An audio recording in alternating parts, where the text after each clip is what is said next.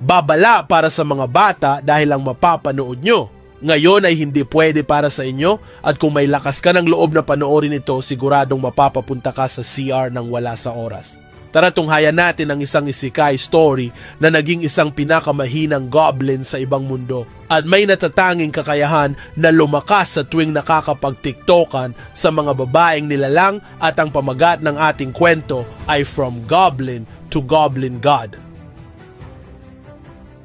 Mga kamanyakol, ito pala ay isang espesyal na kabanata mula sa manhwa, na sa kung anong dahilan, ay nakalimutang i-upload ng may akda, kahit ano pa man ang dahilan, tara't namin natin ang mga bonus chapters na ito, na naganap pagkatapos sakupin ng mga goblin ang isa sa mga nayon.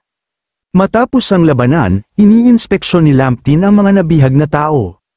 Napako ang tingin niya sa pinakamalakas na mandirigma ng nayon, isang tao na may kakaibang presensya. May kung anong bagay sa kanya, isang bagay na nakatago sa kaibuturan, na agad na umagaw ng atensyon ni Lamptin, habang mas malapit niyang sinusuri ang walang malay na lalaki, napagtanto niyang hindi ito pangkaraniwang mamamayan, ang antas nito ay nakakagulat na level 50, ngunit sa kabila nito, ang kabuuang lakas pakikidigma niya ay bahagyang umabot lang ng 700, kapantay ng mas malalaking lahi ng goblin, hindi mahina, pero hindi rin karapat-dapat para sa kanyang level. Gayunpaman, kinilala ni Lamptin na may potensyal ito, nang walang pag-aalinlangan, inutusan niya ang hybrid goblin na kainin ang tao at kamkamin ang kanyang kapangyarihan, kailangan nila ng lakas para sa susunod na hamon, at limitado ang oras ng pahinga, pagkatapos ng lahat, ang susunod nilang destinasyon ay ang dakilang libingan. Tuwaang-tuwa ang hybrid goblin, nagpasalamat sa kanyang amo para sa maagang pagkain habang nakangising hayag ang matutulis niyang mga pangil. Pagkalipas ng 10 araw, muling nagmarcha ang hukbong goblin, itinutulak ang mga natitirang bihag na tao sa gilid ng daan. Sina Lamptin at ang mga babae ang nanguna sa paglalakbay. Sa panahong iyon, napagtanto ni Lin na ang pamamahala sa mga bihag na tao ay magiging napakalaking sakit ng ulo. Tinignan niya sina Gabo at ang babaeng Goblin Slayer, at tinanong kung kaya ba nilang hawakan ang sitwasyon nang hindi ito mauwi sa kaguluhan. Si Gobo, tapat pa rin gaya ng dati, ay agad na tumango, gagawin niya ang lahat para sa kanyang asawa. Ang babaeng Goblin Slayer naman ay ngumiti lang, waring kontrolado ang lahat. At saka dumating ang lola na elf, palaging mapang-akit, palaging mapagbiro, may mabagal at mapanuksong ngiti, yumuko siya palapit at binulungan si Lamptin, hanggat binibigyan siya nito ng isang lagok ng masarap niyang katas araw-araw, hindi kailanman mapapagod ang mga elf na nasasakupan niya. Kahit gaano pa kabigat ang trabaho, wala rin siyang tutol na maging ina ng angkan, o ina ng anak ng isang goblin. Sa narinig, tila lumabas ang kaluluwa ni Lamptin sa kanyang katawan, sa wakas ay naunawaan niya kung ano ang ibig sabihin ng mamatay sa uhaw habang nalulunod sa baha. Samantala, sa harap, nananatili pa ring kontrolado ni Lamptin ang Beast King, ang dati kinatatakutang monarka, ngayon ay naging masunuri na gabay. Sinabi nito kay Lamptin na ang lugar na kanilang tinatahak ay dating saklaw ng kanyang tribu, pero ngayon, para na kay Lamptin ang lahat. Nasiyahan si Lamptin at sumakay sa kanyang dragon, lumipad sa himpapawid para silipin ang dakilang libingan, sinabihan niya ang iba, goblin man o tao, na magpahinga muna, siya na ang bahala sa susunod na hakbang. Sa taas ng kalangitan, tinahak ni Lamptin ang mga tanawing hitik sa hindi pamilyadong mga halimaw, ilan ay nasa ika-5 baitang pataas, bawat isa'y hari sa sariling mapanganib na teritoryo. Napakalawak at napakapanganib ng dakilang libingan, kaya't ngayon ay nauunawaan na kung bakit nanginginig ang mga tao sa mismong banggit pa lang ng pagpasok sa loob nito.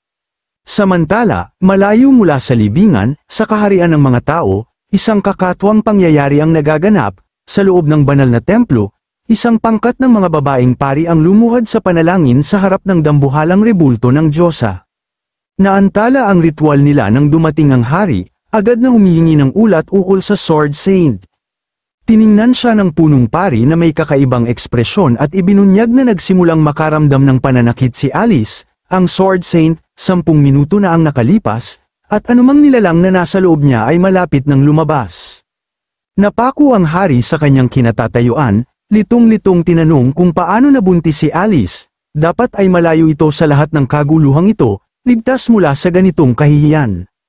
Sa isang nakahiwalay na silid, si Alice ay napapahiyaw sa sakit, napapalibutan ng mga midwives at matandang babaeng pari, pinipilit siyang huminga, at itulak. Ilang sandali pa, sa harap ng dambuhalang estatwa ng Diyosa, ipinanganak ang sanggol, at hindi ito tao, isa itong goblin. Umalingaw-ngaw sa bulwagan ng templo ang iyak ng sanggol, ngunit sa halip na salubungin ng kasayahan, natulala sa hilakbot ang mga matanda, isa sa kanila ang nagmadaling sumugod, handang agawin at itapon ang nilalang. Ngunit kahit pagod na pagod, agad na gumalaw si Alice, hinablat ang kamay ng babae, ang boses niya ay malamig at mariin, walang sino man ang gagalaw sa anak niya, kahit isang segundo. Habang gumagapang ang goblin baby papalapit sa kanyang ina, hindi maipaliwanag ni Alice ang bigat ng damdamin niya, isang di maikakailang udyok ng pagiging ina, may nararamdaman siya na kakaiba sa bata, ramdam niya anak nga niya ito. Isa sa mga matatanda, may pag-aatubiling ipinaliwanag na kakaiba ang goblin na ito, marunong magsalita, madaling tumunaw ng pagkain, at tila mas malakas kaysa sa karaniwan mula pa lang sa pagkasilang. Bagamat nalilito, kusang yamakap si Alice sa bata, pinakain ito ng walang pag-aatubili, banayad ang kanyang hawak, ina na nag-aaruga. Doon pumasok ang hari, pumasok siya sa silid, akala'y makikibalita lamang kay Alice, pero natigilan siya sa kanyang nakita. Naupo si Alice sa gilid ng kama, payapang nagpapasuso, sa isang sanggol na goblin, nanlumo ang hari, at pumuti ang mukha niya sa galit.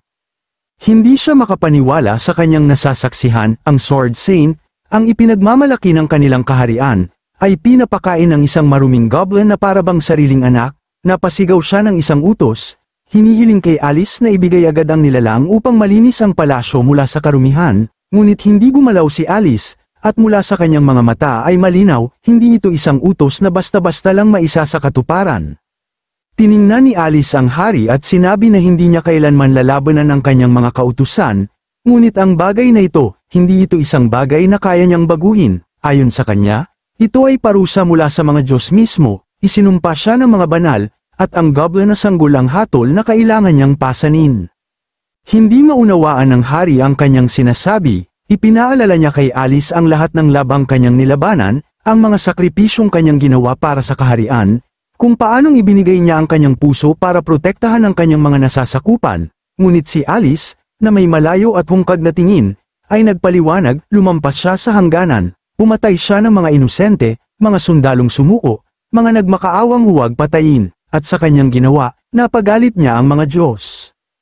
Inalis sa kanya ang kanyang kapangyarihan, pinutol ang kanyang banal na koneksyon, at sa halip ay pinilit siyang magsilang ng isang goblin na anak, nagulantang ang matatandang alagad ng simbahan sa kanyang mga sinabi, sinubukan siyang pakalmayin, isa sa mga matatandang babae ang iginiit na hindi ito parusa ng mga Diyos, kundi isang pagkabigla lamang at trauma, ngunit tumanggi si Alice, itinulak niya ang matanda at tahasang ipinakita na ayaw niyang palapitin ang sinuman sa kanyang anak.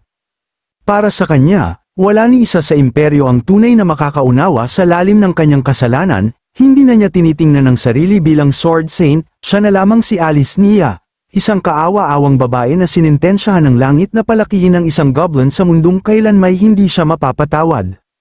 Pait ang bamalot sa kanyang tinig nang paalis niya ang mga pari at pati ang hari mula sa kanyang silid, sawang-sawa na siyang makinig tungkol sa katarungan at kabutihan, gusto niyang mawala na silang lahat, ang hari, bagamat galit at lito, ay nakita ang kalagayan ni Alice, at napagtantong may nasira sa loob niya matapos ang labanan sa pinuno ng mga goblin. Tumalikod siya at umalis, ipinangakong darating din ang tamang oras para tulungan si Alice na makapaghiganti, ngunit sa ngayon, kailangan niya ng katahimikan. Kinahapunan, ipinatawag ng hari ang isang tao sa harap ng hukuman, si Kevin, pinsan ni Alice. Yumuko ang binata sa harap ng trono habang tinanong siya ng hari kung alam ba niya kung bakit siya naroroon. Mabilis ang sagot ni Kevin, natatapusin niya ang pag-aalsa ng mga goblin para kay Alice, para kay Austin na kanilang lolo, at para sa mga taong nasawi noong sinalakay ang bayan ng mga tao. Nangako siyang ibabalik ang kapayapaan sa kaharian, matagal siyang tiningnan ng hari bago magtanong ng isa pang bagay, hindi ba siya natatakot sa dakilang libingan? Umayos ng tindig si Kevin at buong tapang na sumagot, kahit pa mga halimaw na makapangyarihan ang humarang sa kanyang landas, kahit pa kamatayan ang kanyang harapin, hinding-hindi siya uurong. Napahanga ang hari, at tumango ito at ipinaalam kay Kevin na ibibigay sa kanya ang pamumuno sa mahigit 10,000 piling kawal at 12 banal na kabalyero. Sama-sama silang lalakad patungo sa dakilang libingan upang lipulin ang buong tribo ng mga goblin.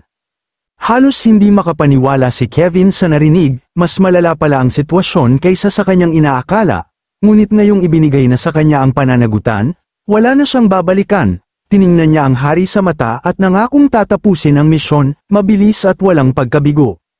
Samantala, sa kailaliman ng dakilang libingan, kaguluhan ang bumabalot, 12 ng dragon ang lumilipad sa himpapawid, habang nagsisigapangan ang mga ahas at naglipa na ang mga nakapangingilabot na halimaw sa isinumpang lupain.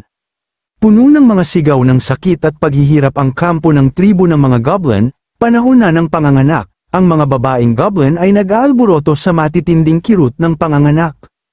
Agad na inutusan ni Lamptin ang isa sa mga duwende na humingi ng tulong, kailangan ng bawat kamay upang tumulong sa panganganak, ngunit sa mismong sandaling iyon, biglang sumugod sa kampo ang Beast King at dali-daling lumapit kay Lamptin, iniulat nito na ang mga iyak ng mga babaeng goblin ay humihila ng mas marami pang halimaw mula sa paligid ng Grand Tomb, kahit paggamitin nila ang lahat ng lakas nila. Hindi nila kakayanin na hadlangan ang mga nilalang ng matagal.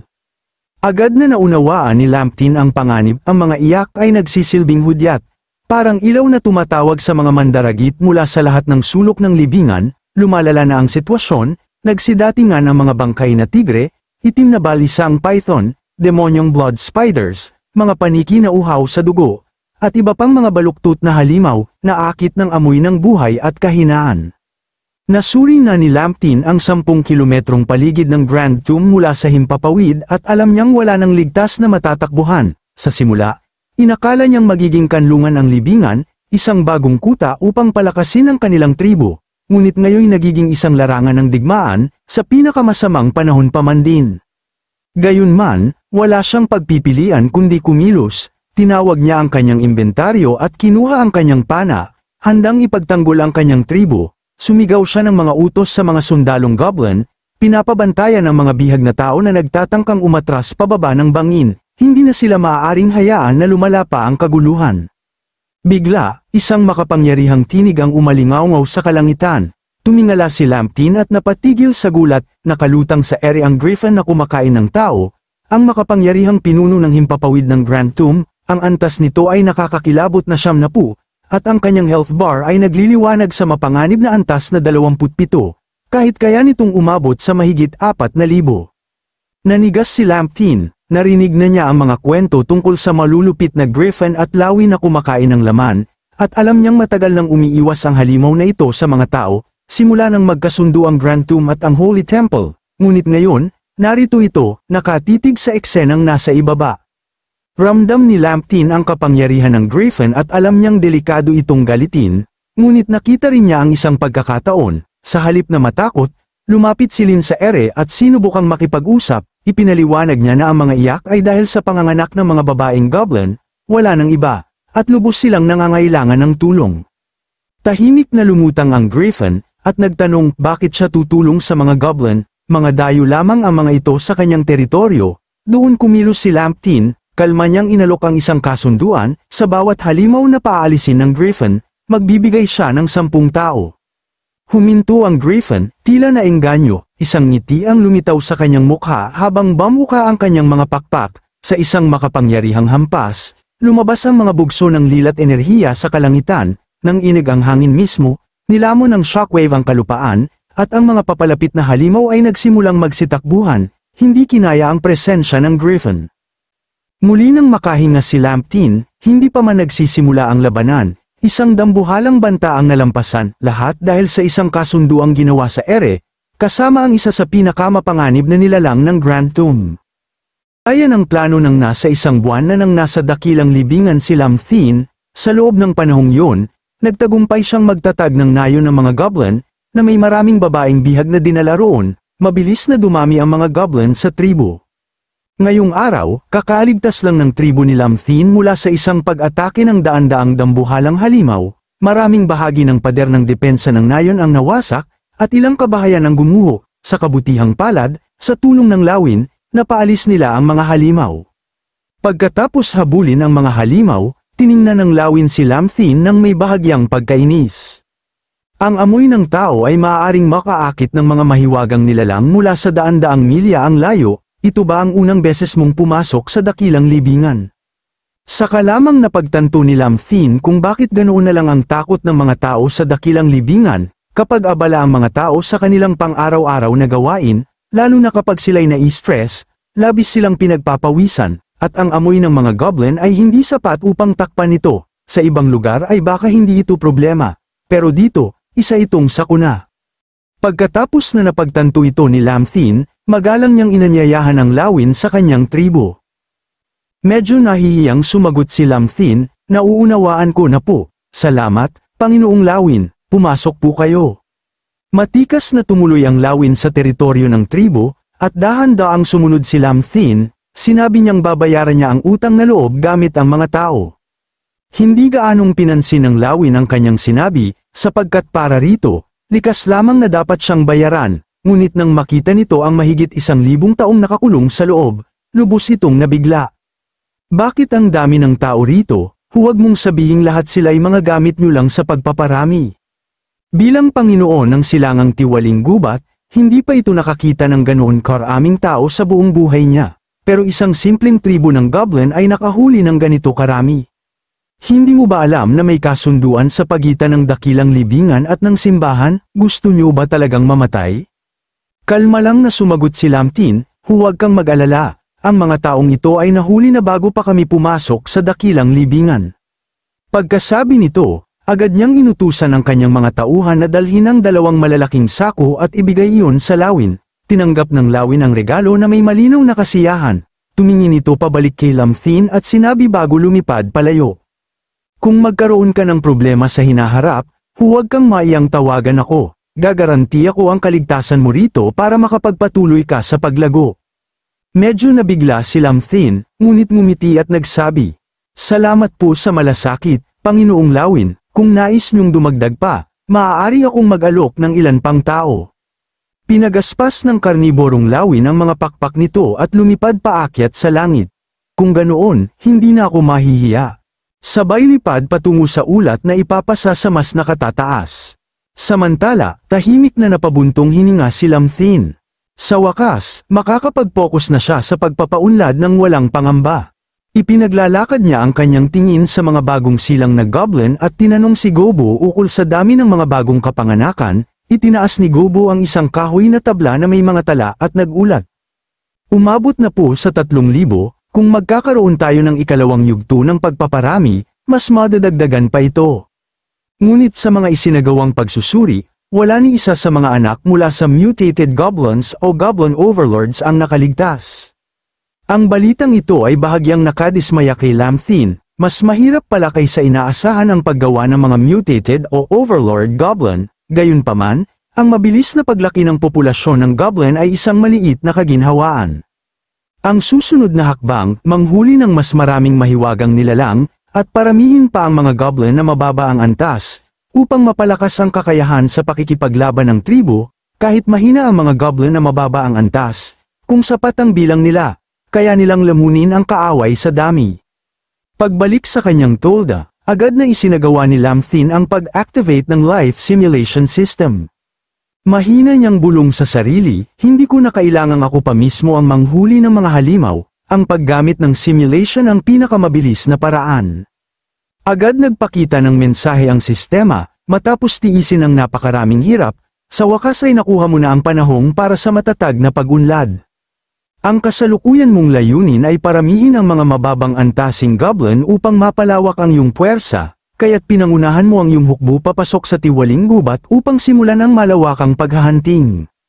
Sa unang araw, nakatagpo kayo ng maraming antas 4 at 5 na mahiwagang nilalang. Lahat sila ay nalipol at ang mga bangkay ay dinala pabalik bilang pagkain ng susunod na henerasyon ng goblin.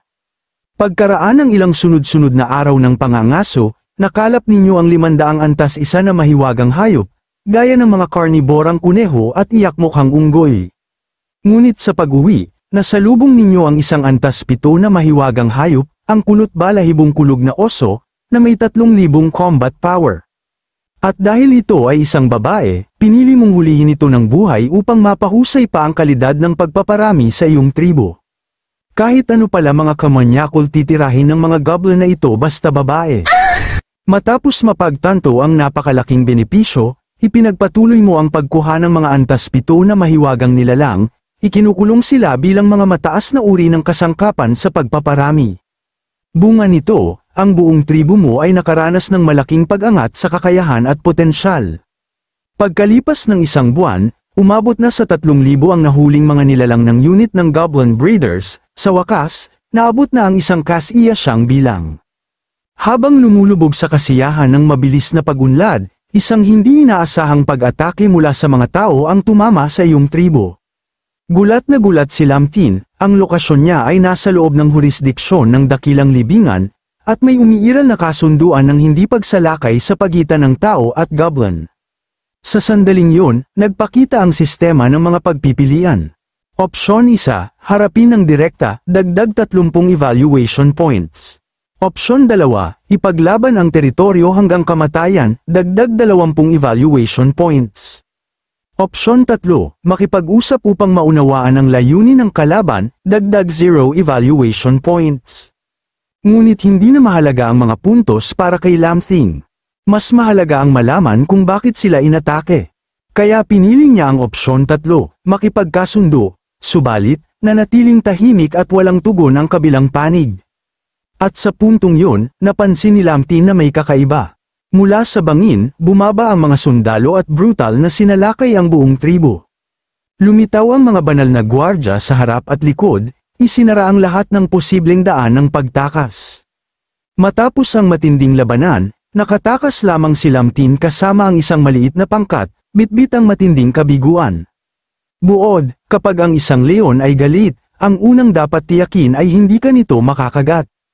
Pagsusuri, 10/100 gantimpala, 10 life points susunod na simulation, sa loob ng 1 buwan. Pagkabasa nito, agad na naunawaan ni Lamthin, hindi palalampasin ng imperyo at ng banal na gwardya ng simbahan ang kanyang ginawa. Hindi niya inaasahan na maglalakas loob silang pumasok mismo sa dakilang libingan. Mukhang tunay silang galit ngayon, at desididong kumilos bago pa lumala ang sitwasyon. Lumabas ng Tolda si Lamthin at hinanap ang hari ng mga goblin. Goblin Kane, alam mo ba kung saan naninirahan ang Panginoon ng rehiyong ito?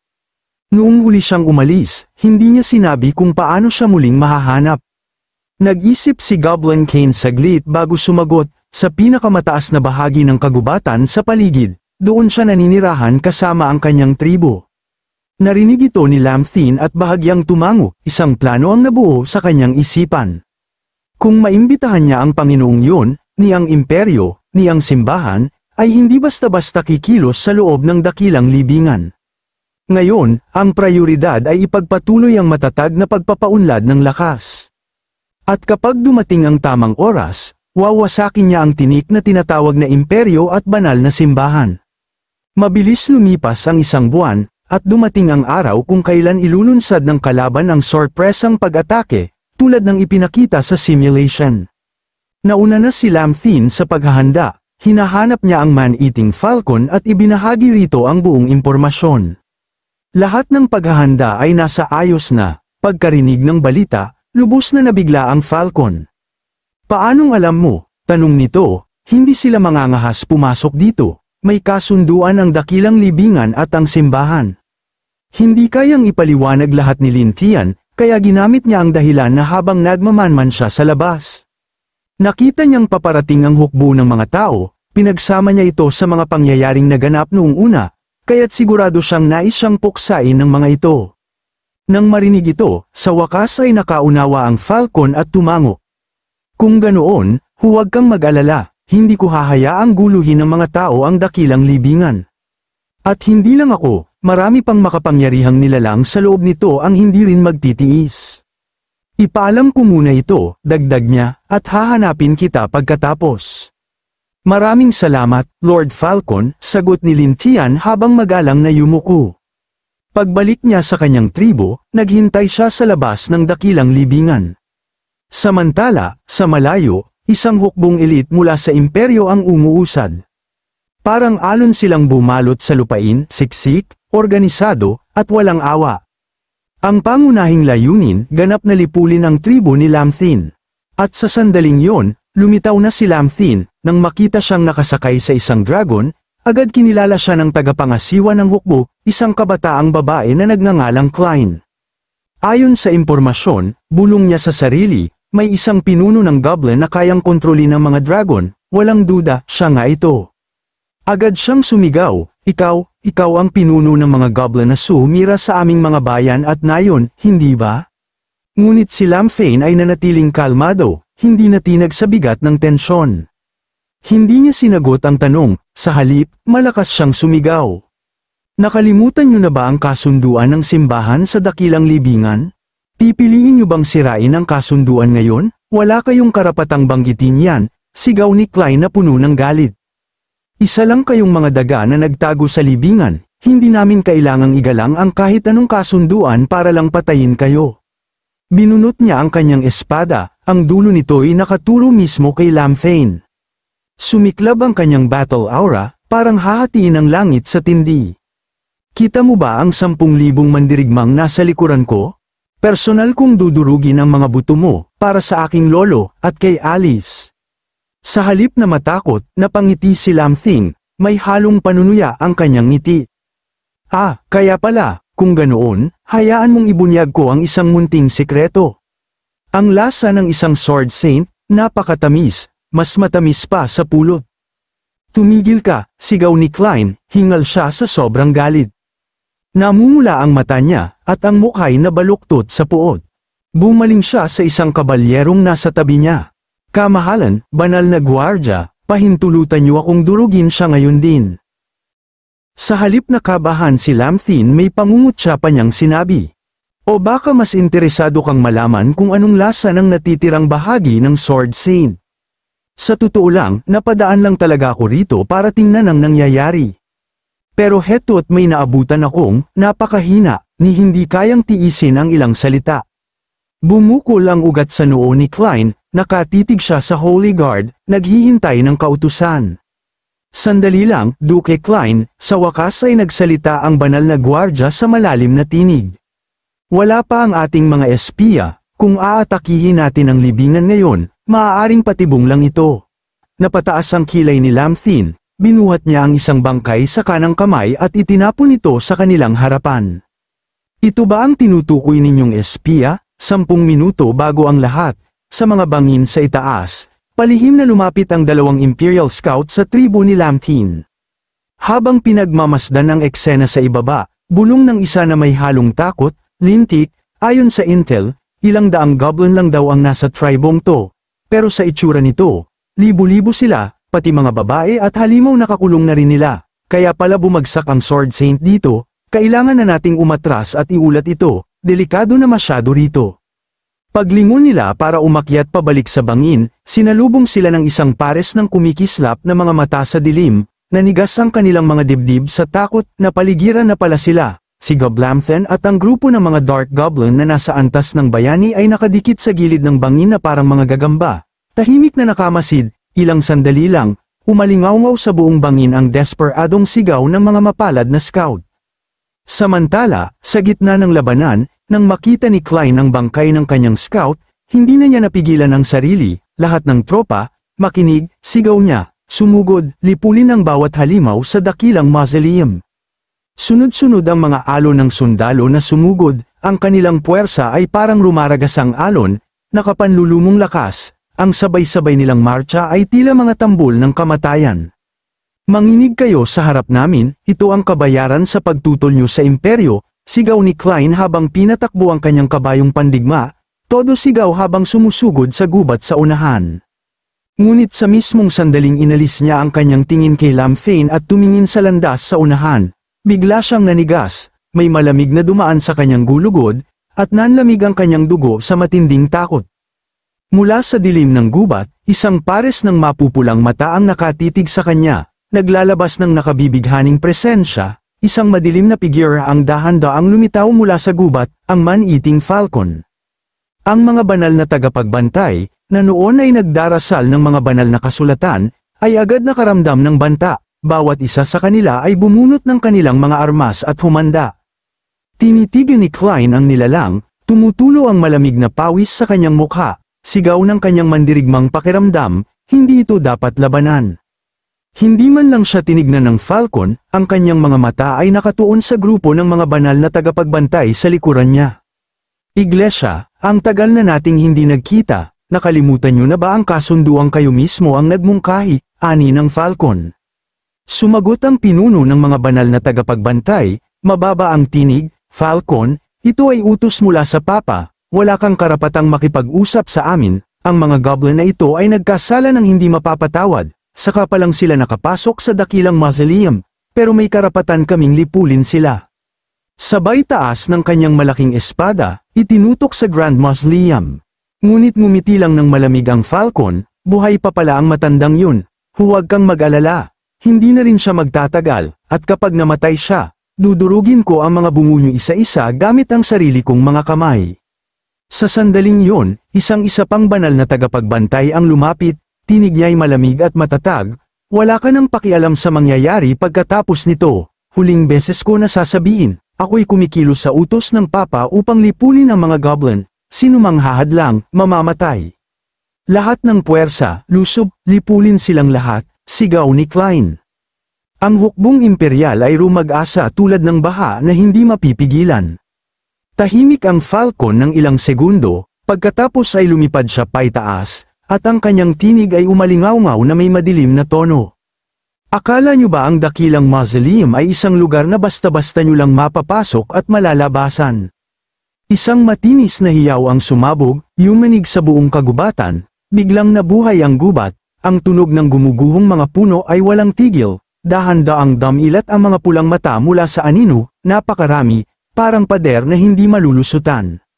Hindi lang ang Falcon, 12-dosenang Falcon ang lumipad sa langit, sa likod nila ay lumitaw ang tribo ng mga Winged Serpent, mga nilalang na may katawan ng ahas at pakpak ng ibon, ang karaniwang lakas nila ay nasa antas 7, sa kasaysayan, may isang Diyos ng Winged Serpent na umabot pa sa antas 12.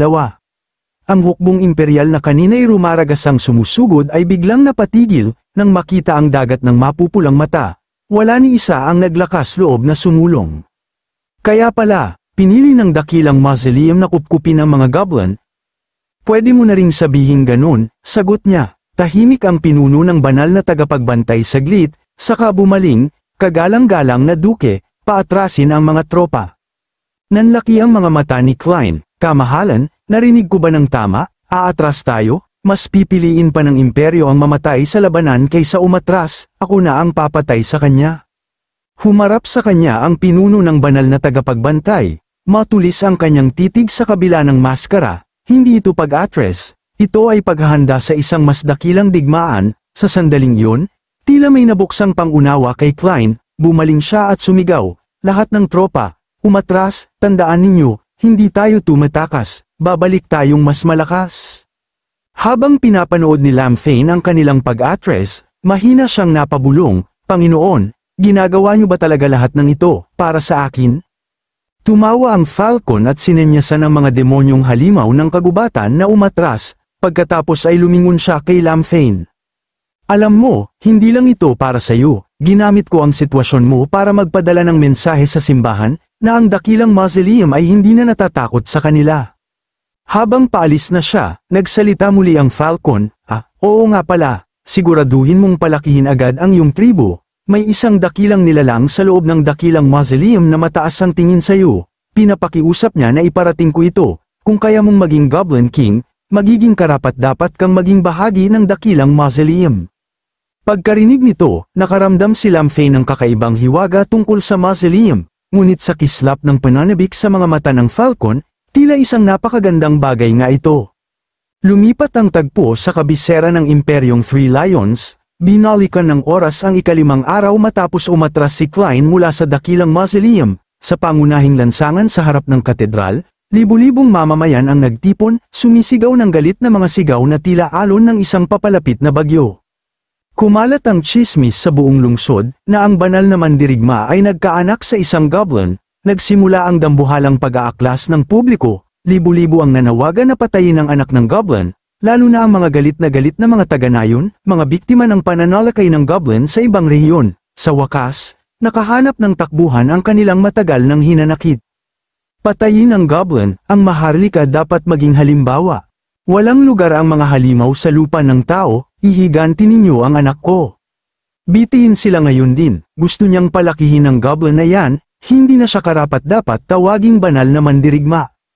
Sa mga sandaling yun, si Haring Charles II ay tila sasabog sa pagod at galit para bang may usok nang lumalabas sa kanyang ulo, paparating siya sa tirahan ng mandirigma habang kumukulo ang damdamin.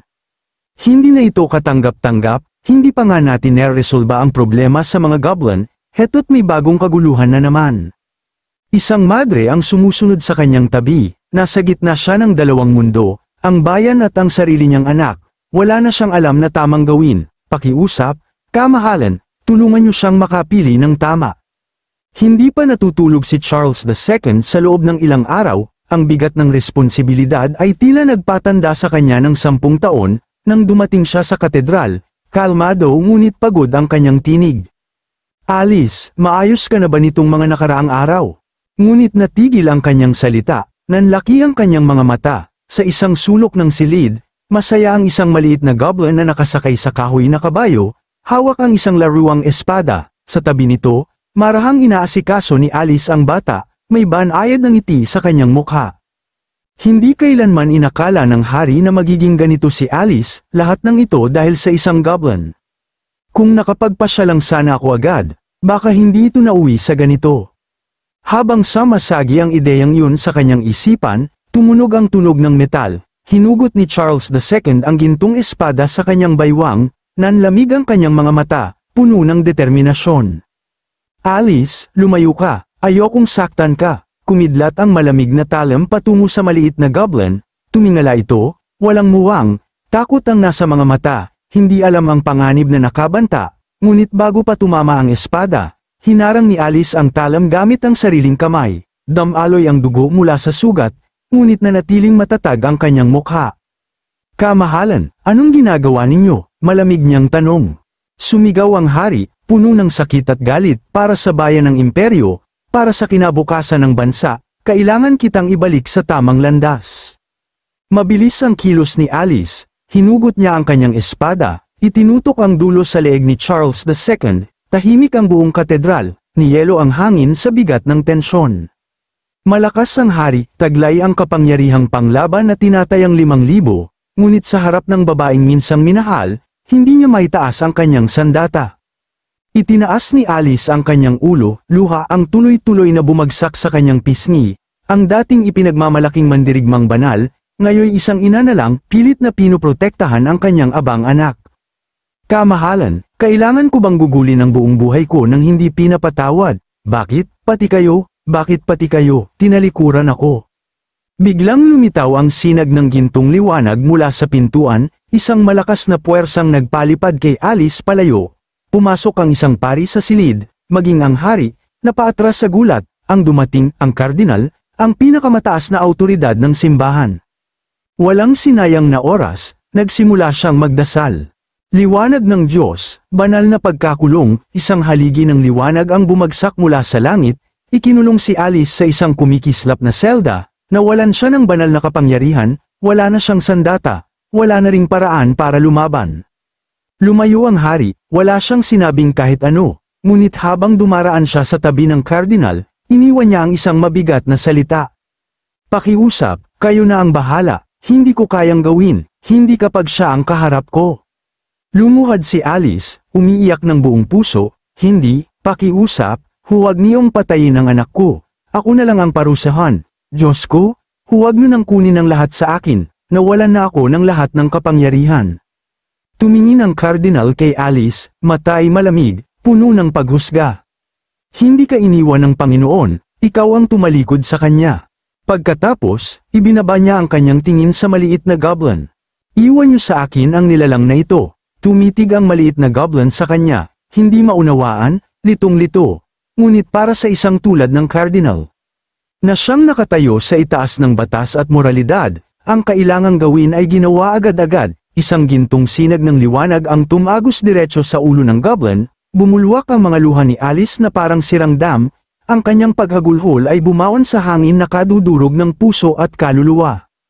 Simula sa sandaling iyon, alam na niyang hindi na siya kailanman mapapatawad ng banal. Sa labas, libu-libong tao ang galit na nagpoprotesta, ang kanilang mga mata ay nagliliyab sa puot. Patayin ang goblin, hindi nakarapat-dapat ang banal na babae na hawakan ang banal na espada. Paano pa siya matatawag na isang santa kung nagpalaki siya ng goblin, Kadiri? Dati ko siyang hinahangaan, pero ngayon, basura na lang siya. Ang mga insulto'y umalingaw-ngaw na parang kulog sa buong plaza. Bumaba si Haring Charles II sa engranding hagdanan, mabigat ang mukha, ang bangkay ng goblin ay nasa kanyang mga kamay. Nang makita ng mga tao ang baston, bigla silang natahimik, lahat ng mata ay nakatuon sa bangkay ng goblin, na ngayon ibinagsak sa lupa gamit ang baston. Sandaling katahimikan, pagkatapos ay sumabog ang buong plaza. Sa wakas, natapos na rin ang karumal-dumal na nilalang. Paano naman ang santa? Patay na rin ba siya? Buti nga, sana mamatay rin siya. Nagpakawala si Charles II ng malamig na singhot, ang kanyang tinig ay puno ng galit. Ibinigay ko na ang sagot na hinihingi ninyo. Mula ngayon, sino mang manglait sa Sword Saint ay parurusahan. Parang kulog ang kanyang mga salita, ang mga magmumura sana ay napatigil sa paghinga, natakot magsalita ng kahit isang salita. Tumalikod si Charles II at lumakad palayo, ang kanyang likod ay pasan ng bigat ng kasalanan, maging siya ay hindi na rin sigurado kung anong klaseng tao ang magiging si Alice. Nang magising si Alice kinabukasan, si Charles II ay nakaupo pa rin, tulala sa Royal Sanctuary, nilulunod ng guild. Biglang pumasok ang banal na ina, ang tinig ay puno ng pagkabigla. Kamahalan, si Alice, nawawala na, sa narinig na patalon si Charles II mula sa trono, lubusang nawala ng sarili. Lahat ay lumala ng higit sa inaasahan, kapag may nangyari sa Sword Saint, hindi lang siya, kundi ang buong kaharian, ang magdurusa ng hindi masukat na kapahamakan. Habang ang hukbo ni Klein ay umatras mula sa dakilang mausoleum, ang tribo ng goblin ay sumailalim sa araw-araw na pagbabago. Ang mabagsik na goblin ay sumisigaw sa sakit, "Master, pakiramdam ko ay mag-evolve na ako." Ang buong katawan niya ay tila dinudurog ang mga buto, gumugulong siya sa lupa, may puting usok na lumalabas mula sa kanya, parang nasusunog ang laman niya. Ngunit agad, ang nasunog na balat ay nagsimulang maghilom, lumitaw ang bagong balat, kulay madilim na lilang may guhit-guhit na parang basag na sapot, at may mahinang bughaw na liwanag. Kapansin-pansin, ang dati niyang 4 na braso ay naging 6, masigla siyang sumigaw. "Master, marunong na akong gumamit ng mahika ngayon." Agad na tinignan ni Lamthine ang status ng goblin at ito ay isa ng Berserk Goblin na may level 70 mula sa lahi ng goblin. Isang uri ng Dark Mage, mga pamagat reborn, Demonized, Insatiable Glutton, Blessed by the Gods. At may HP na 2,000, may lakas na 500 at isa may depensa 500 at 4 na may kasanayan ng Evil Hand, Demon Flame, Forceful Impact, High Pressure Domain. Kagamitan, wala kabuuang lakas sa labanan, 3,100 na iinggit na sabi ng ibang mutadong goblin. "Anong nakakagaling dyan, Master? Gusto rin naming kumain pa, gusto rin naming umabot sa level 70. Si Lamthine ay nakahiga sa isang bato, nakangiti. Punong-puno ng halimaw ang gubat na ito. Kung gusto ninyong kumain, mangaso kayo, kumuha kayo ng karanasan sa labanan, kayong mga tamad. Alam niyo ba kung sino ang nagpanatiling buhay sa inyo hanggang ngayon?" Isang goblin ang nerbyosong sumagot, "Master, delikado sa labas." Si Lamthine, na nilalamon ng apoy, ay galit na sumagot. "At sa tingin mo ba ligtas ang buhay ko?" Napatawang alanganin ng goblin at sunod-sunod na tumango. "At sinabing aalis na kami ngayon, huwag kang magalit, Master." Sabik na sabi ng mabagsik na goblin, "Master, hayaan mo akong tumulong sa kanila. May kapangyarihan sa loob ko na gustong-gustong sumabog palabas." Umismed si Lamthine, "Akala mo ba libre ang pagkain? Ang mga nakaimbak na pagkain ay para sa mga batang goblin, para magkaroon sila ng batayang lakas, para hindi sila kainin agad paglabas nila sa tribo." Habang paalis na sila, may pamilyar na aninong lumitaw sa langit sa itaas ng tribo. Ito ay ang falcon, dahan-dahan itong bumaba, may nahihiyang ngiti. Ikaw na payat, may gusto akong ipakilalang Panginoon sa'yo, aniya. Masiglang tumugon si Lam Thin, makipagkilala sa ibang mga Panginoon ay kapaki-pakinabang. Naisip niya sa sarili, kung makahanap ako ng ilang responsableng tao, sakaling magkaaway ako ng malalakas na nilalang sa hinaharap, maaari ko silang gamitin bilang panangga. Nakakatuwang bukas ka sa ideyang ito, ang Panginoon ay nasa likuran mo, sabi ng Falcon habang itinuro ang likod niya. Paglingon ni Lam Thin, sa kung anong sandali, may nilalang ng 3 metro ang taas na nakatayo sa likuran niya. Ang malamig nitong mga mata ay nakatitig sa kulungan ng mga tao sa tribo, malinaw ang gutom sa titig nito, paminsan-minsan, lumalabas ang mahaba at manipis nitong dila, tinitikman ng hangin, naghahanap ng amoy, palihim na binuksan ni Lam Thin ang information panel, pangalan, golden-haired lizard lahi, demi-human antas, 88 lakas sa labanan, 3,990 hindi naman ganoong nakakatakot, naisip niya.